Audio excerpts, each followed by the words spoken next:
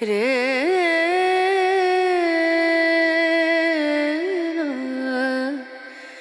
रे कुछ कलाएं केवल देखी नहीं, महसूस की जाती,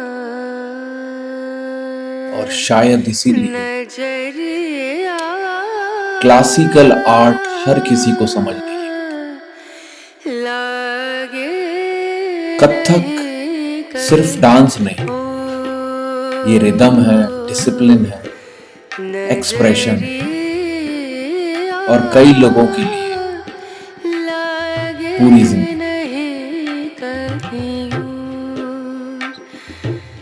आज पीपल ऑफ विदिशा में हम मिलने जा रहे हैं एक ऐसे आर्टिस्ट से जिन्होंने कथक सीखा नहीं, उसे जिया है। फ्रॉम इंदिरा कला संगीत विश्वविद्यालय two years of teaching, performing and inspiring students in Vidisha, please welcome Doordarshan artist, billion Kathak dancer and fabulous teacher Mrs Ruma अधिकारी। बहुत बहुत स्वागत है रुमा जी आपका पीपल ऑफ विदिशा। धन्यवाद सर, आपने इतना अच्छा इंट्रो दिया मेरा। मुझे बहुत खुशी हो रही है आज कि कोई मुझे मेरे कथक के बारे में यहाँ पूछेगा, और मैं आज जो भी हूँ अपनी गुरु की वजह से हूँ, डॉक्टर ज्योति बख्शी मैम, और मेरे मम्मी पापा, मेरे दीदी, मेरे भैया का पूरा सपोर्ट रहा है मेरी जर्नी को कंप्लीट करने में। और हाँ, आप कह सकते हैं कि मैं कथक को जीती। कथक मेरे लिए सब कुछ है। आज जो भी मैं, शायद इस कथक की वजह से हूँ। आज जो मैं बात कर पा रही हूँ, मैं आपके सामने बैठ के, और अपने मेरा जो सपना था जो मैं पूरा होते देख रही। रुमा जी, आप इतनी अमेजिंग कथक डांसर हैं। मेरा पहला सवाल है आपसे कि आपने कथक को चूज किया या कथक ने आपको चूज किया? बहुत अच्छा जो क्वेश्चन है आपका ये। आप सबको सुनकर थोड़ी आपको भी हैरानी होगी कि मुझे तो पता ही नहीं था कि कथक मुझे करना है। मैं तो सबसे पहले मेरा जो इंदिरा कला संगीत विश्वविद्यालय से जो मैंने पहला कोर्स किया था वो वोकल था। मैंने गायन से अपनी वहां से शिक्षा प्रारंभ की। बस मैं वो गायन करते करते जो मैंने बीए का वहां से जो पूरा कोर्स किया, उसके बाद जाके मुझे रियलाइज हुआ कि नहीं, मुझे वोकल से नहीं, मुझे कथक से करना चाहिए। जी, तो उसके बाद आपने मतलब मास्टर्स कथक में की, कैसे किया? नहीं, मास्टर्स नहीं। देखिए, यहाँ पे भी एक बहुत अच्छी, एक मेरे लिए ये कहना चाहिए कि एक हिम्मत चाहिए।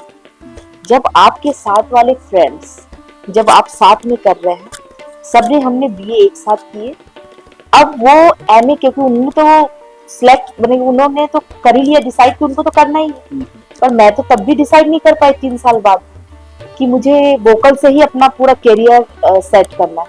क्योंकि मैं तो बिल्कुल हताश हो गई थी 3 साल बाद कि मैंने तो इसमें कुछ कर ही नहीं पाई, क्योंकि मेरा मन ही नहीं लगता था।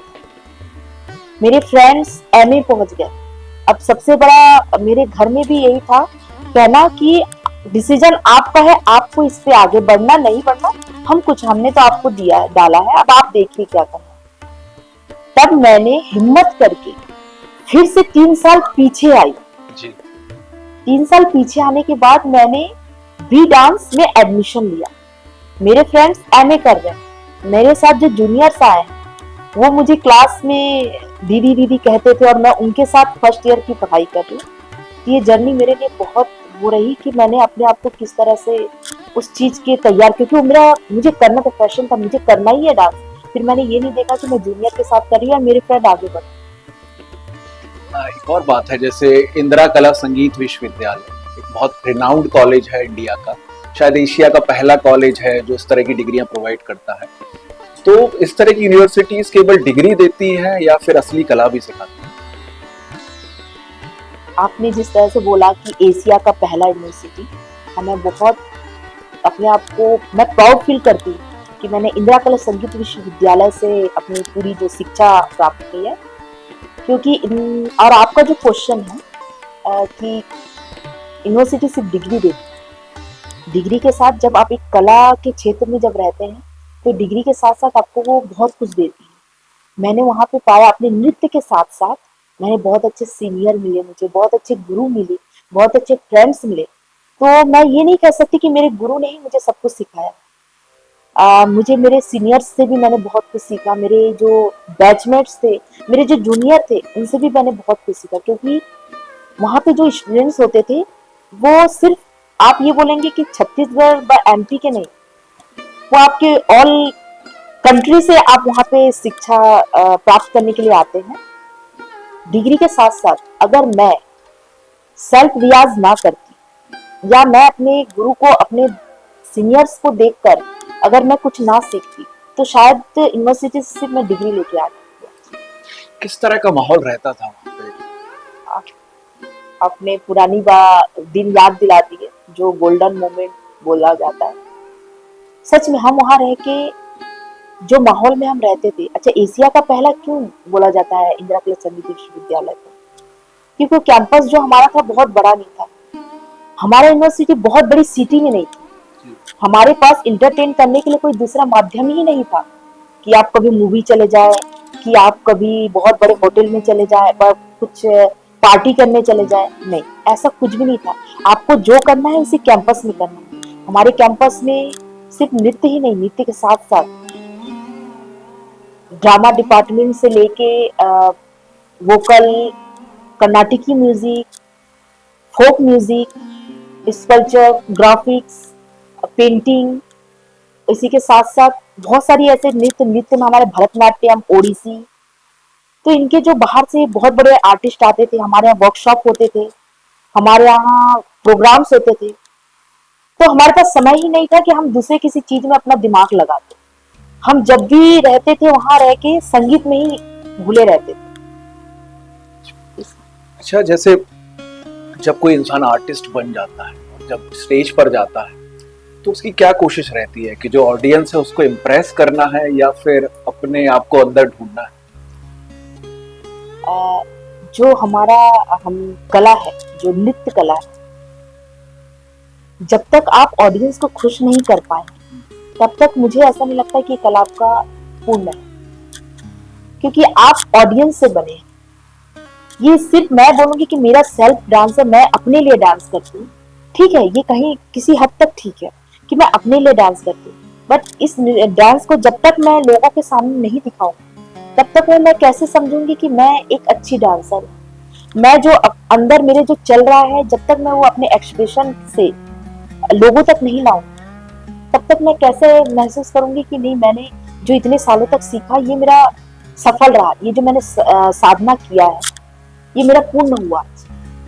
अच्छा, तब आप पूर्ण हो जाते हैं जब ऑडियंस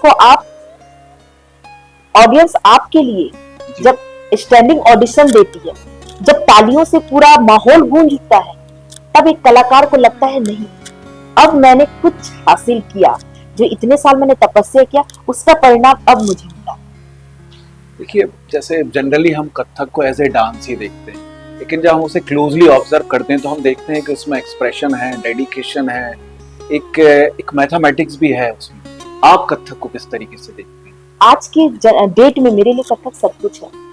अगर मेरे ऊपर बहुत बड़ा पहाड़ भी टूट जाए तो मैं जब अपने नृत्य में आ जाती हूँ, जब मैं अपने बच्चों के साथ होती हूँ, तो मैं भूल जाती हूँ, मुझे पता ही नहीं चलता कि मेरे साथ अभी कुछ समय, मैंने कुछ घंटों पहले क्या बीता है। ये मैं इस चीज को मैं फील करती हूँ कि मेरे साथ मेरा जो लाइफ स्टाइल है वो मेरे डांस पे हावी नहीं होता कभी।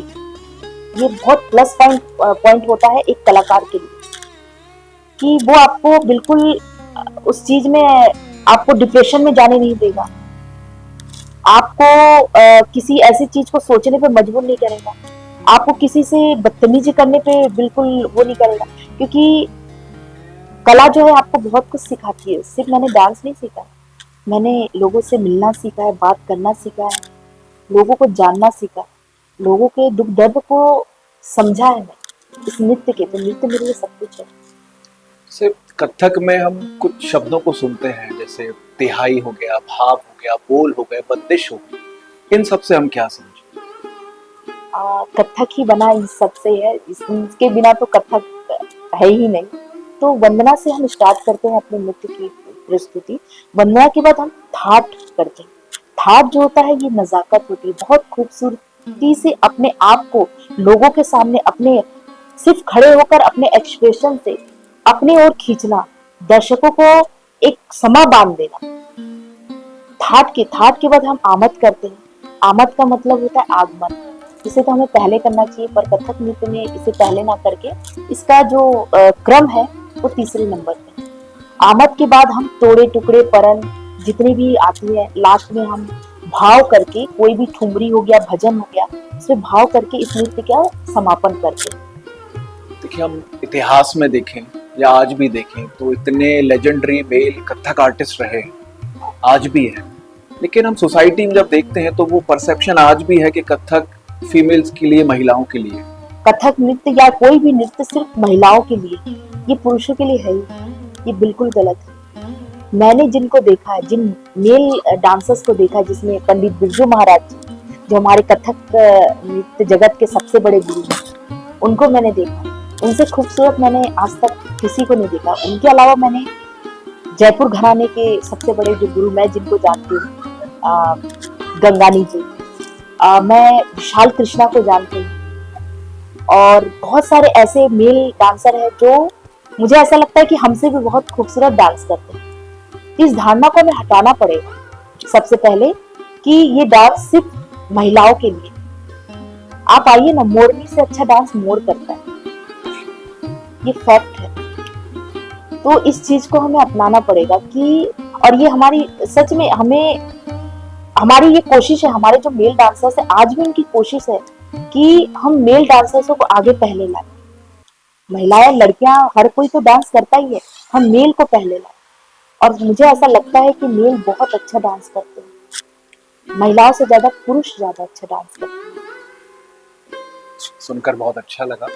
आपने लेजेंडरी आर्टिस्ट बिरजू महाराज जी का नाम, उनसे मिलना हुआ आपका? बिल्कुल, मैं उनको बहुत करीब से उनको सुना है, उनको देखा है। मैंने कहा था कि हम ऐसे यूनिवर्सिटी से बिलोंग करते हैं, जब हम शिक्षण पद्धति में सीखते हैं तो यूनिवर्सिटी आपको बड़े से बड़े गुरुओं से आपको शिक्षा देती है। तो हमने उनसे उनके पास बैठ के उनकी जो बातें सुना है, उनसे जो मैंने ग्रहण किया है, बहुत सारी ऐसी बातें, उनकी जो छोटी छोटी बातें आज भी मुझे याद। जब मैं उनसे पहली बार मिली थी तब तो हमें पता भी नहीं, हम तो सिर्फ डांस सीखते थे, हमें नहीं पता था कि डांस की गहराई थी। जब उन लोगों से हम लोग सब मिले तब हमें पता चला कि आप जितना नीचे जाएंगे, जितने गहराई में जाएंगे, संसार कथक का उतना ही बड़ा है, उतनी ही मोटी है, उतनी ही चीजें आपको मिलती जाएंगी। तो वो अपनी बातें कहते थे कि तब मैं बस सुन रही थी उनको, तब मैंने फील नहीं किया था कि ऐसा भी होता है। वो कहते हैं जब मैं नृत्य करता हूँ तब मुझे ऐसा लगता है कि कृष्ण साक्षात मेरे सामने खड़े हैं, मैं उनसे बातें कर रहा हूँ। मैं उनको देख के अगर मुझे कोई ऐसा भाव आए कि उन्हें मुझे माखन खिलाना हो, तो मुझे ऐसा लगता था कि मैं माखन लेके उनके मुंह पे डाल रहा हूँ, मैंने उनको खिला रहा हूँ। ये चीज जब वो बोल रहे थे तब एकदम सडनली मेरा गया उनकी तरफ ध्यान, कि मैं तब तो बचपना था, उतना समझते नहीं थे। तब मुझे लगा कि क्या सच में ऐसा होता है। जब उन्होंने अपनी आंखों से, अपने हाव भाव से जब वो चीज को बताया, तब वो फील होने लगा था अपने आप, वो पूरे एक बोलते हैं ना, रोंगटे खड़े। यस, वो होने लगा था कि सच में क्या इतना पावर है म्यूजिक में, संगीत में, डांस में। उनको देखकर मुझे लगा कि नहीं। फिर जब मैंने उस चीज को सोचना शुरू किया, जब मैंने थोड़ा बहुत करना स्टार्ट किया, तब मैं उनके यहाँ तक, उनके उस पहुंच तक तो नहीं, बट हाँ एक छवि दिखती है, एक परछाई, हल्का सा लगता है कि नहीं सच में आप जब दिल से, मन से करोगे ना कोई चीज, तो सच में लगेगा कि हाँ ये कोई खड़े हैं। आप उनको, उनके चरण स्पर्श कर सकते हो, वो फील कर सकते हो। आप जरूरी नहीं है कि वो आपके सामने। हम घरानों के बारे में भी बहुत कुछ सुनते हैं, चाहे आपका लखनऊ घराना हो, जयपुर हो, बनारस हो, रायगढ़ हो, इन घरानों से हम क्या समझें? बहुत अच्छा क्वेश्चन है ये। घरानों को जहां तक हम जानते हैं, हमने तो देखा और पढ़ा ही है बस, हम बहुत गहराई तो इसके बारे में नहीं जानते हैं, बट जहां तक हमने सुना और पढ़ा है, इसमें 4 घराने हैं अपने कथक नृत्य में। 4 घरानों में जैसे जयपुर घराना, लखनऊ घराना, बनारस घराना और रायगढ़ घराना, इन सब की जो अपनी सुंदरता है ये बहुत विशाल है। अपने अंदर जहां तक हम उतनी गहराई में तो हम इन घरानों के बारे में नहीं जानते, मैं नहीं जानती स्पेशली, बट मैं कहना चाहूंगी कि सब अपने अपने घरानों का जो नृत्य है अपने बहुत ही विशाल और बहुत खूबसूरत है। जैसे नॉर्मली हम सब ABCD हम सभी सीखते हैं। मैंने कुछ दिन पहले रागनी महाराज जी का वो इंटरव्यू एक सुना था, तो उसमें मैंने उनसे ये उनके इंटरव्यू में ये जाना कि वो किस नजरिए से घरानों को देखती है। तो यहाँ जैसे हम सब, उन्होंने कहा हम सब ABCD सब पढ़ते हैं, हम सभी को आता है ABCD पढ़ना। जब हम उसे लिखते हैं तो क्या आपका और मेरा राइटिंग सेम है? नहीं। क्या पता आपको कर्सिव में लिखना पसंद है, मुझे कैपिटल लेटर में, किसी को स्मॉल लेटर में, किसी को किसी भी, बट खूबसूरत तो सभी लेटर्स हैं, वो अपने आप में बहुत खूबसूरत है। ऐसे घराना अपने आप में सभी बहुत खूबसूरत है। महाराज जी कहते थे, वो कह रही हैं कि जैसे लखनऊ घराना है वो बहुत सुंदर है, वो परियों का नृत्य था, ऐसा कहा जाता है। लखनऊ घराना में मुगलों का थोड़ा शासन, वो जब मुगल साम्राज्य आया तो प्रभाव रहा उसमें थोड़ा, मंदिरों से जब वो दरबारों में गया तब उसका थोड़ा रूपरेखा चेंज हुआ। जयपुर घराने में जो था उसमें ऐसा कोई चेंजेस, क्योंकि उसमें मुगलों का कोई शासन नहीं रहा ऐसा, जैसे बनारस में भी नहीं रहा। तो जयपुर घराना जैसे हम देखते हैं उसमें लयकारी का बहुत महत्व है, तेज तराक नृत्य है। बनारस घराना तांडव प्रधान नृत्य है, जिसमें गोपी कृष्ण महाराज जी को हम देखते हैं, विशाल कृष्ण जी को हम देखते हैं, और इनके जो बड़े बड़े और जो गुरु हैं लोग उनको देखते हैं। तो बहुत ही सुंदरता से वो अपने नृत्य को दिखाते हैं। रायगढ़ घराना है जो प्रकृति को लेकर बोलों को बनाई, बंदिशों को बनाया करते थे, जैसे चिड़ियों का चहकना, बादल का गरजना, बिजली का तड़कना, सब उनके बोलों में झलकता था। वो आप उस पे जाके गहन अध्ययन करेंगे तो आपको पता चलेगा। इसी तरह महाराज जी भी कहते थे कि सभी घरानों का नृत्य बहुत खूबसूरत है, बस आपको अच्छे से नाचने आना चाहिए। यहाँ कोई ऐसा नहीं है कि आप रायगढ़ घराना आप अरे आप अच्छे नहीं हो, आप अच्छे नहीं हो, आप अच्छे नहीं, सभी सुंदर है, पर आप कितनी अच्छाई से उसको एक्सेप्ट कर रहे हो और अपने अंग से उस चीज को लोगों के सामने ला रहे हैं। बस घरानों का यही है कि घरानों का नृत्य देखकर आप पता लगा सकते हैं कि ये किस घराने की बंदिश है, किस घराने का नृत्य है, किस घराने का। इस घराने का इतना ही मुझे नॉलेज। आप जैसे आपकी नृत्य शैली किस घराने का प्रभाव ज्यादा देती है? मैंने जिस तरह से बोला कि यूनिवर्सिटी हमें बड़े बड़े कलाकारों से मिलाती थी, हर तरह के कलाकारों को मिलाती थी, हम हर घरानों को सीखे हैं, पर मुझे जहाँ तक मैं जो नृत्य करती हूँ उसमें लखनऊ घराने का ज्यादा प्रभाव है।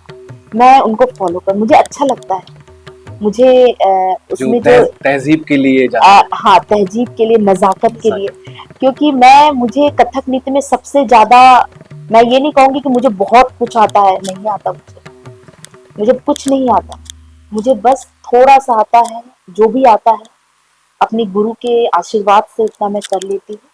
और मुझे भाव करना बहुत पसंद है, तो जो भाव पक्ष है वो मुझे ऐसा लगता है कि लखनऊ घराना ही फ्रीडम है। लखनऊ घराने में जितनी छूट है आपको भाव करने की, मैंने जहाँ तक हम देखना चाहेंगे, आप अगर कुछ। हाँ बिल्कुल, मैं आपको दिखाऊंगी। कथक नृत्य में जो भाव का सबसे अहम होता है वो ठुमरी होता है, जो मेरा सबसे ज्यादा पसंदीदा ठुमरी था, मैं वो आपको दिखाना चाहूंगी, जिसमें राधा और कृष्ण की छेड़छाड़ है, किस तरह से राधा कृष्ण को बोल रही है कि आप मुझे मत छेड़ो, सब देख रहे हैं। मैंने जो अपने गुरु और अपने जो सीनियरों से सीखा है, मैं आप सभी को दिखाना चाहूंगी। छोड़ो छोड़ो बिहारी नारी देखे सभी, मतलब कृष्ण जी मुझे छोड़िए, सब देख रहे हैं और मुझे लाज आ रहा है, तो उसको मैं कैसे अपने एक्सप्रेशन से बताऊंगी। तो छोड़ो छोड़ो बिहारी नारी देखे सगरी, तो छोड़ो हारे नारी देखे सकेरी। बहुत ही बढ़िया था। एक और सवाल है आपसे, जैसे एज ए आर्टिस्ट आपके लाइफ में सबसे बड़े मोमेंट्स क्या रहे हैं? हाँ, सबसे बड़ा मोमेंट ये रहा, मैंने अभी तक अपने गुरु और अपने जो मेरे संगतकार थे उनका तो जिक्र किया ही नहीं है, क्योंकि वो मेरे नृत्य में उनका बहुत बड़ा, मेरी जो गुरु मैंने जिनसे सीखा है डॉक्टर ज्योति बख्शी मैम, और मैंने आसिम बंधु भट्टाचार्य जी से भी सीखा है, कोलकाता के बहुत बड़े आर्टिस्ट हैं, बहुत ही सुंदर नृत्य है उनका। इसी के साथ साथ मेरे जो तबला वादक जो अवध सिंह ठाकुर सर थे, उनका बहुत बड़ा सपोर्ट रहा मेरे आज जो मैं जो कुछ कर पा रही हूँ, उनका बहुत बड़ा सपोर्ट था। हमारे संगत में जो हमारे गायक जो हमारे सर थे, गुरुजी थे, दुबे सर थे, शायद उनकी वजह से आज मैं जो कुछ फील कर पा रही हूँ, क्योंकि बोलते हैं ना नृतक जितना फीलिंग से वो गाएंगे उतना फीलिंग से ही आप अपने एक्सप्रेशन को लोगों तक पहुंचा पाएंगे। क्योंकि जब मैं उनको सुनती थी तो मैं नहीं पता किस दुनिया में चली जाती थी। तो इनका में बहुत बड़ा रोल था मेरे नृत्य में। मैंने सबसे पहले जब मैं वही अपनी शिक्षा ले रही थी कथक नृत्य की, तब मैंने ओपन यूथ करके, पहले अभी भी है वो, बट अब नृत्य विधा को हटा दिया गया है ओपन यूथ फेस्टिवल से, जो आपका खेल विभाग की तरफ से जो होता था। हम बहुत लकी है कि हमारे टाइम तक वो था, तो मैंने उसमें भाग लिया था, ओपन यूथ फेस्टिवल जो होता है। तब मैंने स्टेप बाय उसको मैंने जीता, पहले अपने डिस्ट्रिक्ट में, फिर अपने संभाग, फिर स्टेट, उसके बाद आप नेशनल के लिए सेलेक्ट करते। तो हमारा जो नेशनल था वो लुधियाना में था। वहां जाने के बाद पता चला कि ये जो कला का क्षेत्र है कितना बड़ा है। हम ऐसे तो जान ही गए थे, क्यों? क्योंकि जब हम वहां पे पूरे इंडिया से लोग आए थे, सिर्फ एक विधा में नहीं आए थे, सारी विधा में आए थे, जितने भी संगीत से जुड़े थे। 5-6 हजार लोग एक साथ डेली मॉर्निंग का ब्रेकफास्ट करना, डिनर करना, लंच करना, सब एक साथ करते थे। हमारा जब डांस नहीं था तो हम उसको देखने जाते थे, तब हमें वो बहुत अच्छा मोमेंट था मेरे लिए। फिर मेरा वहाँ कथक, मेरा सिलेक्शन हुआ था नेशनल के लिए, वहाँ मेरा कथक नृत्य का परफॉर्मेंस, इतनी पूरे इंडिया से, पूरे स्टेट से वहाँ पे नर्तक आए थे, जहाँ पे मैंने अचीवमेंट लिया था मेरे गुरुओं के आशीर्वाद से। वो मेरा बहुत, वो मोमेंट कभी भूल ही नहीं सकती, मेरे लाइफ का सबसे पहला बेस्ट मोमेंट, क्योंकि मैंने वहां से बहुत कुछ सीखा था। उसके बाद ऐसे धीरे धीरे मैंने बहुत सारे अचीवमेंट्स लिए अपने लाइफ में। फिर अभी 2 साल पहले खजुराहो में एक बहुत बड़ा वर्ल्ड रिकॉर्ड हुआ था, जिसमें गंगानी जी ने इसका कोरियोग्राफी किया था, जिसमें मैं सौभाग्यशाली हूँ कि मैं और मेरे 2-4 स्टूडेंट्स हम सब साथ में वहाँ परफॉर्म करने गए, और उस गिनीज वर्ल्ड रिकॉर्ड में हमने अपना भी नाम दर्ज कराया। और बहुत अच्छा, उस समय ऐसा नहीं था कि आप नृत्य कर रहे हैं तो आपको गिनीज वर्ल्ड रिकॉर्ड मिल जाएगा, नहीं, वहां पर ऑब्जर्वर आपको देख रहे हैं कि आप कर पा रहे हैं, कि आप इस लायक हैं कि नहीं। बहुत सारे लोगों को वो हटाते गए, और हम बहुत पीछे खड़े थे लाइन में, क्योंकि हजारों लोग थे। इतना हमारा गुरु का आशीर्वाद बोले या मेहनत बोले कि हम सबको हटाते गए। हम सोचते हमारा नंबर तो नहीं आ रहा, पर नहीं, हम ऐसा हुआ कि हम लाइन के 2-4 के बाद हमारा नंबर आ गया।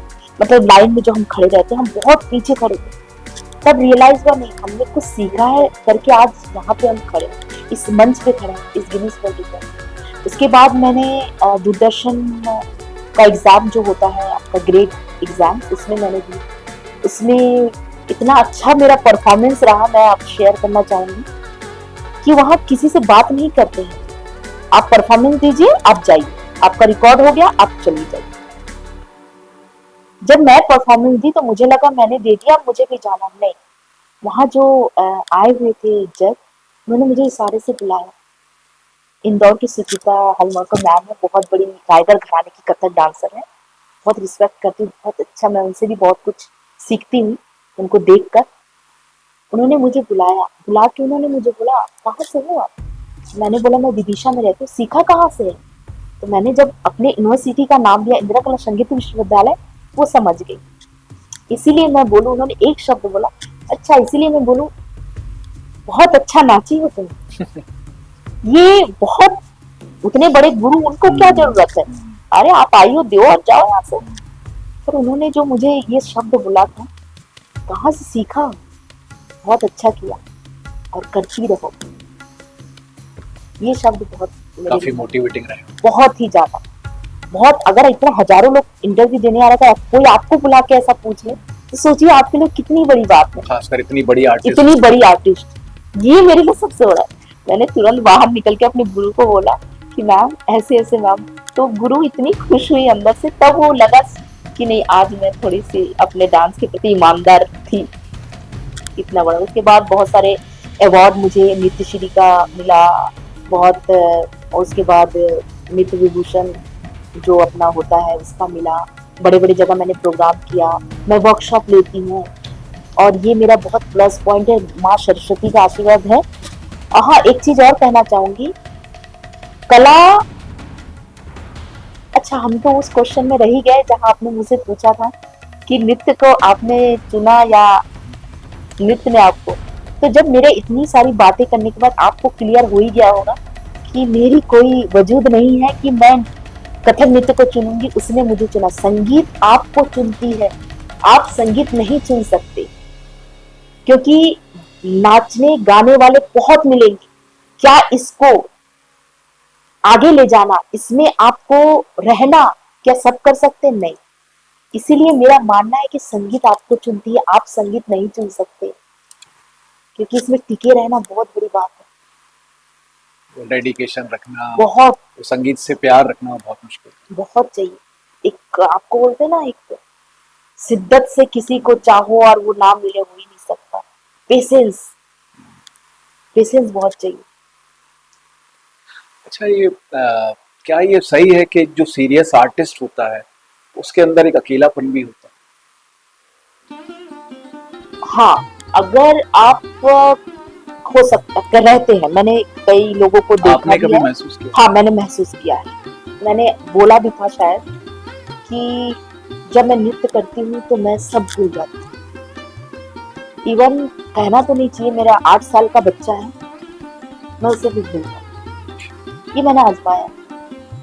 जब मैं अपने काम में रहती, मेरा बच्चा जब 9 साल का, 9 महीने का, 9 महीने, मैं एक जगह कोरियोग्राफी करने गई थी स्कूल में, और उसको केयर टेकर को मैंने दे रखा था। जी। लिटरली मुझे याद नहीं था, मैंने 4-5 घंटे मैं उसे देखी, उसे याद ही नहीं आया मुझे, क्योंकि मैं इतनी मग्न हो गई थी उनको सिखाने में, अपने उसमें, कि मुझे याद ही नहीं आया कि मेरे पीछे कौन है। मेरा एक छोटा सा बच्चा भी है, कि उसे खाना खिलाना है, कि उसे कुछ करना है। तो बहुत सारे ऐसे आर्टिस्ट हैं जो अकेले रह के, अगर वो कला से जुड़े हुए हैं, तो उनका अकेलापन शायद वो कहीं ना कहीं भर जाता है। मुझे भी ऐसा लगता है कि जब मैं अकेली रहती हूँ तो मैं गाना सुन लेती हूँ, मैं बैठे बैठे ही भाव अपना दिखा देती हूँ, तो मेरे अंदर का जितना भी दुख दर्द, वो मेरे आंखों से, मेरे भाव से वो तर जाता है, मुझे ऐसा लगता है। तो कलाकार अगर अकेला हो तो भी कला, कला जो उसके पास है तो कभी अकेला नहीं, तो मेरा मानना। देखिए, मुंबई या दिल्ली जैसे बड़े शहर में आर्टिस्ट बनना डिफिकल्ट है, पर विदिशा जैसे छोटे शहरों में आर्टिस्ट बने रहना बहुत डिफिकल्ट है। आप इसको कैसे देखते हैं? एकदम सही बोला आपने कि हम छोटे शहरों में आर्टिस्ट बने रहना बहुत है, बहुत ही, माने आप भूल ही जाइए आप आर्टिस्ट हैं, मुझे ऐसा लगता है। क्योंकि जब हमारे पास बच्चे आते हैं ना सर, डांस अपना सीखने के लिए, तो जब पेरेंट्स और बच्चे आते हैं, तब मैं अपना, अगर मैं आर्टिस्ट बन के बैठे रहूं कि मैं आर्टिस्ट हूँ, आपको ऐसा करना है, ऐसा करना है, ऐसा करना है, वो बस मुझे सुन के तभी चले जाएंगे।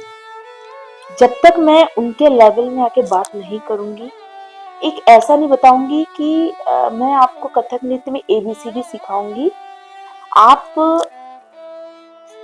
कितने अच्छे से आप अपने बच्चे को सिखा सकते हैं, मैं कथक नृत्य के बारे में इतनी सरलता से बताऊंगी कि उनको लगे कि वाओ, कि कथक में सच में इतना ब्यूटीफुल है।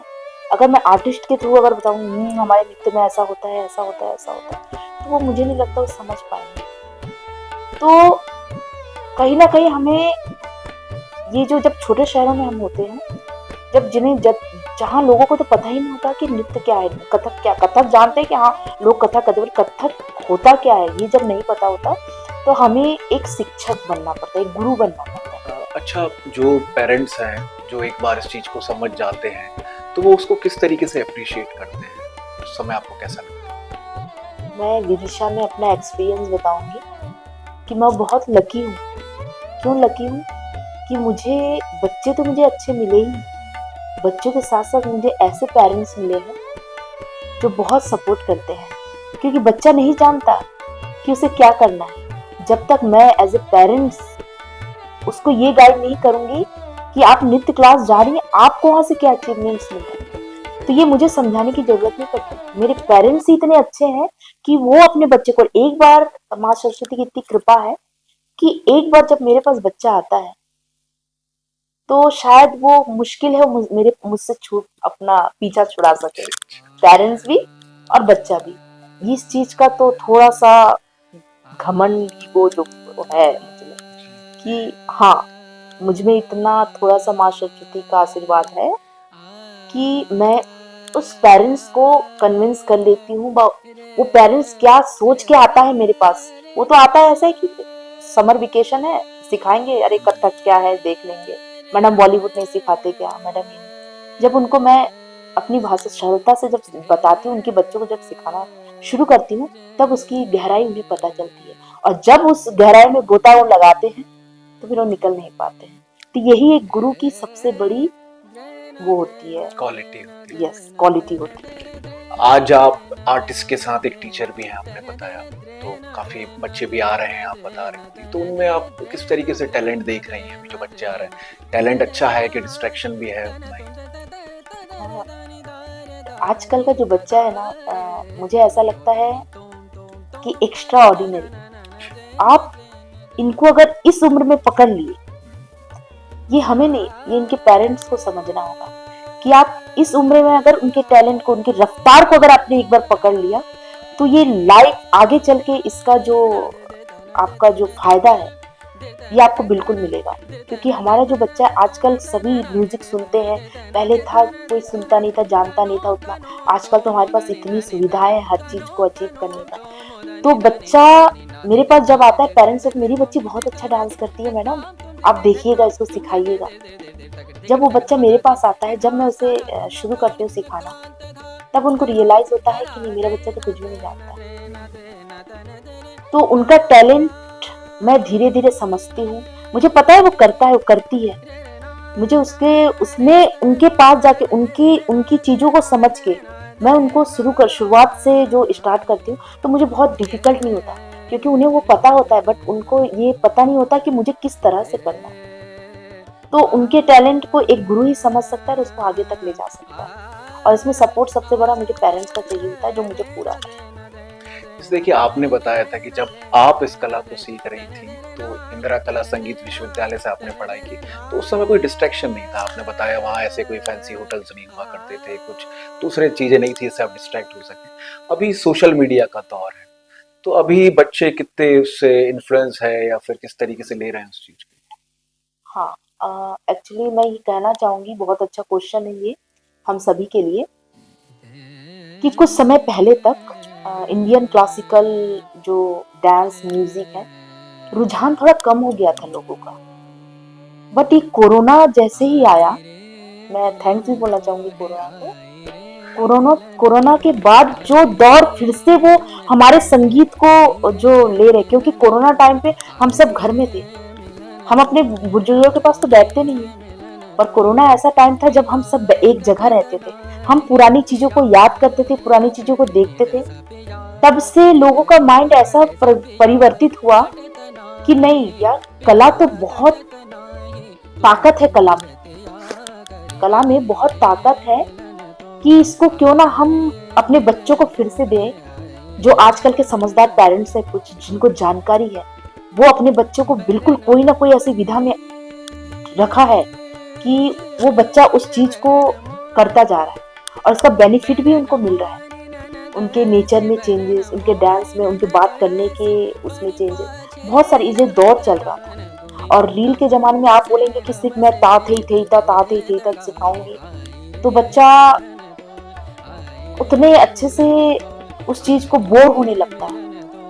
मैम तो जब भी देखो वही ता थे तो कराती रहती है। तो इसको इंटरेस्टिंग बनाने के लिए मैं क्या करती हूँ, रील का जमाना है, सेमी क्लासिकल, ऐसे तो कथक में मैंने बड़े गुरुओं से सुना है कि कोई सेमी क्लासिकल आजकल होता नहीं, क्या होता है क्लासिकल तो पेवर होता है, पूरा होता है। बट ये जो ट्रेंड में आया है, तो बस मुझे थोड़ा सा उनके साथ जाना पड़ता है, क्योंकि जो जनरेशन चल रहा है इसमें आप बिल्कुल अपने हिसाब से इनको लेके चलोगे तो थोड़ा मुश्किल है। कुछ ही बच्चे आपके साथ चलेंगे और आप चाहोगे कि सभी चले, थोड़ा मुश्किल। तो मुझे उनके हिसाब से थोड़ा करना पड़ता है, रील का जो ट्रेंडिंग रील्स में थोड़ा अपना कुछ करना पड़ता है। तो उससे उससे बच्चे उनकी होती है, नहीं कल भी जाना है मुझे, मैम इसके आगे का सिखाएगी, तो मुझे उनके हिसाब से थोड़ा चलना पड़ता है।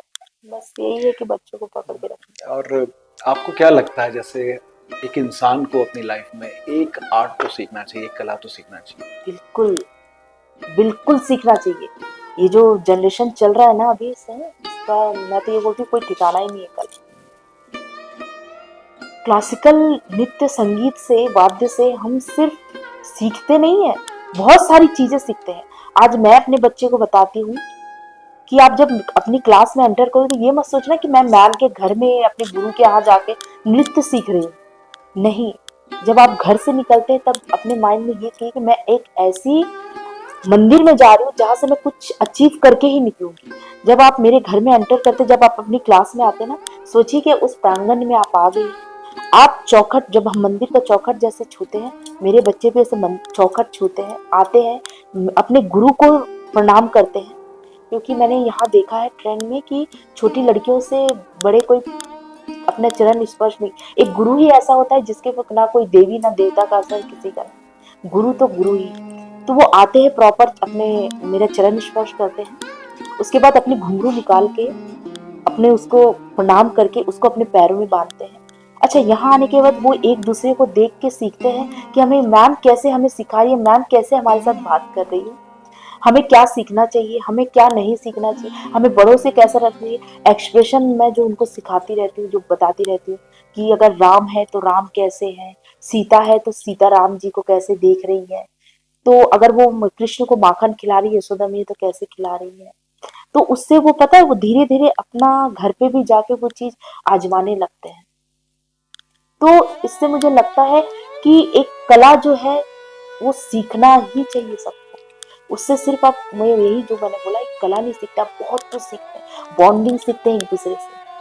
कथक नृत्य में बोलते हैं कि जब आप एक दूसरे दोनों हाथों को जब खड़े होते हैं एक पोजीशन में नृत्य करने के लिए, जब आप तैयार होते हैं, सिर्फ आप तैयार नहीं थे, ये आप दोनों हाथों को एक जगह रख के एक दूसरे को जोर से पकड़ के बोलते हैं अब हम दोनों साथ हैं, अपने नृत्य को बहुत आगे तक ले जाएंगे और हम जितने भी यहाँ पे नृत्य कर रहे हैं हम सब एक हैं। बस ये बॉन्डिंग ही सिखाता है आपको वहाँ पे। अच्छा, अब जैसे कुछ लोगों को हम देखते हैं कि वो सोसाइटी के प्रेशर की वजह से या कोई और भी फियर की वजह से अपने इस कला के प्रति प्रेम को जाहिर नहीं कर पाते, उनके लिए क्या मैसेज देना चाहिए? बहुत सारे ऐसे मेरे पास पेरेंट्स हैं जो लेके तो आते हैं अपने बच्चे को कि हमें इसी डांस सिखाना है, मेरा बहुत इच्छा था मैं नहीं कर पाई, हमारा वैसे सिचुएशन नहीं था उस समय, एटमॉस्फेयर नहीं था, हम नहीं कर पाए, हमें नहीं मिला। वो अपने बच्चों को, हम चाहते कि हमारा बच्चा भी, पर वो अपने बच्चे को सिखाते सिखाते वो खुद भी आने लगती और वो अपना फिर से वो स्टार्ट करती है। तो मैं तो ये कहूँगी कि जो आपसे छूट गया, जो आप नहीं कर पाए, बिल्कुल कीजिए और उसकी खुशी आप देखिए। नृत्य, सिर्फ आप नृत्य करने से जो आपको खुशी मिलेगी, जरूरी इसका कोई एज लिमिट नहीं है। मैंने अपनी यूनिवर्सिटी में जब हम वहाँ पे थे पढ़ाई करते थे, तब मैंने ऐसे ऐसे देखा है शिष्य, ऐसे ऐसे शिष्य देखा है मैंने कि वो अपनी पूरी लाइफ निकाल दी है, पूरी लाइफ ही निकाल दिए हैं अपने काम के प्रति। वो, मैं ये सोचती थी ये व्हील चेयर में आके क्या करेंगे, तब पता चलता था कि वो अपने ड्रीम पूरा करने आए हैं ये समय में। तो कोई सितार बजाता था आके, हम लोग जाते थे स्पेशली उनको देखने सुनने, कोई गाता था, कोई नृत्य करता था उस उम्र में आके। तो उन्होंने जो इस दौड़ भाग की जो अभी लाइफ चल रहा है, अपने लिए थोड़ा सा टाइम निकालिए और आप सीखिए, फिर इसकी देखिए आप जो अपने लिए जो सोचा था उसकी खुशी अब आपको कितना महसूस होगा। और मैं तो ये चाहती हूँ कि बिल्कुल सभी कीजिए, कोई रहिए मत पीछे। इस कला को के बाद जो आनंद है ना, वो आनंद इस कला में आने के बाद ही आपको मिलेगा। मजा आया आपसे आज बातचीत Thank करके, you so कथक much. को जानकर बहुत अच्छा, बहुत बहुत धन्यवाद। Thank you sir, thank you sir.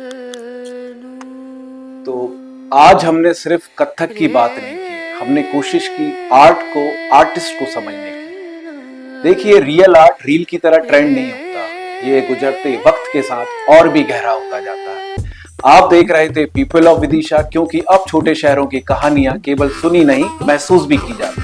फिर मिलेंगे नए एपिसोड में एक नए मेहमान के साथ, एक नए किरदार के साथ। Till then take care, bye bye.